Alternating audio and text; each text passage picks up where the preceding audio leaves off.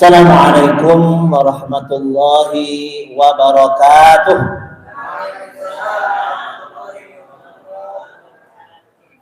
Ya, kita lanjutkan. Bismillahirrahmanirrahim. Innal hamdalillah nahmaduhu wa nasta'inuhu wa nastaghfiruh wa na'udzu billahi min syururi anfusina wa min sayyiati a'malina.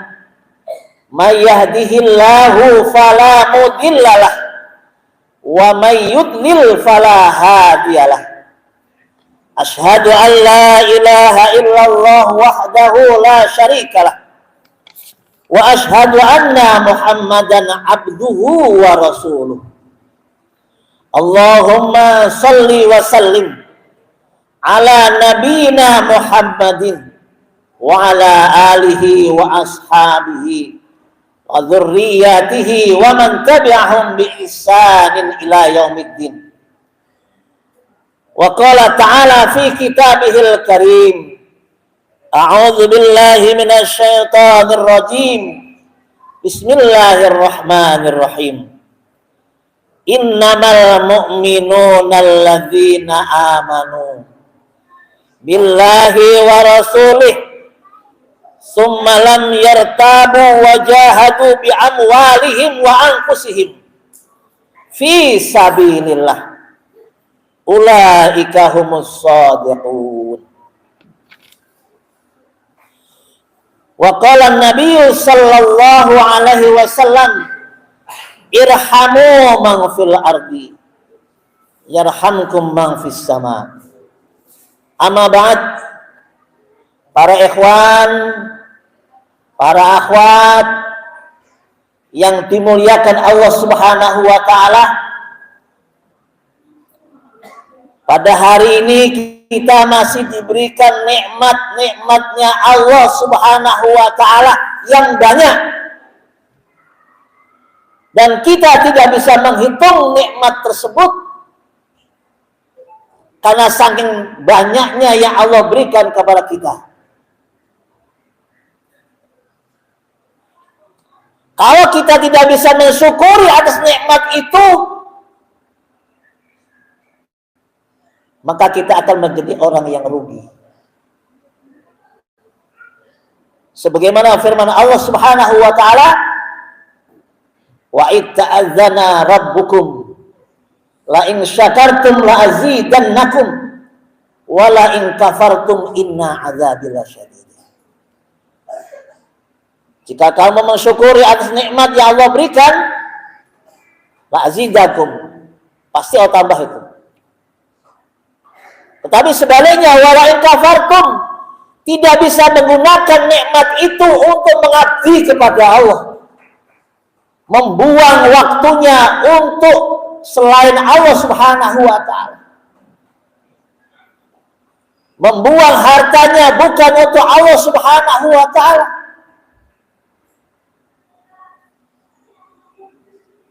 Inna adzabillah syadid, sesungguhnya azab Allah itu sangat pedih. Dan dalam hadis yang lain disebutkan, orang yang ketika mendapatkan nikmat sekecil apapun nikmat itu tidak bisa disyukurinya, maka nikmat yang banyak pasti tidak akan bisa disyukurinya. Dan salah satu doa tidak dijabah oleh Allah Subhanahu wa taala yaitu orang yang tidak bisa mensyukuri atas nikmat yang Allah berikan kepada kita, apapun nikmat itu. Boleh jadi kalau kita minta kepada Allah tiap hari, tiap malam, tapi kita tidak mensyukuri nikmat itu, tidak digunakan ibadah kepada Allah Subhanahu wa taala, membuang umurnya sia-sia, maka kita akan menjadi orang-orang yang tidak diijabah doanya oleh Allah. Na'udzubillah. Ini peringatan keras bagi kita. Apalagi kita sudah berada di tempat yang dimuliakan oleh Allah, yaitu al-jamaah. Al-jamaah itu tempat yang mulia, perahu yang luar biasa nikmatnya. Kalau digambarkan rumah itu rumah yang hebat, rumah yang indah, rumah yang cantik. Tidak ada rumah yang terbaik di alam semesta ini kecuali rumah al-jamaah. Karena apa? Karena al-jamaah itu perintahnya Allah. Dan kita ditakdirkan oleh Allah bisa bertemu, bisa kumpul di tempat yang mulia ini. Ayat sudah jelas, kita sudah hafal. Wa'tasimu bihablillahi jami'an wa la tafarraqu. Masya Allah. Udah ngerontok itu mah. Kemudian hadisnya talzamu jama'atal muslimin wa imamahum. Man mata bi ghairi imam mata mitatan jahiliyah. Oh, Masya Allah. Banyak hafal itu mah. Tapi bukan itu yang diinginkan oleh Allah Subhanahu wa taala.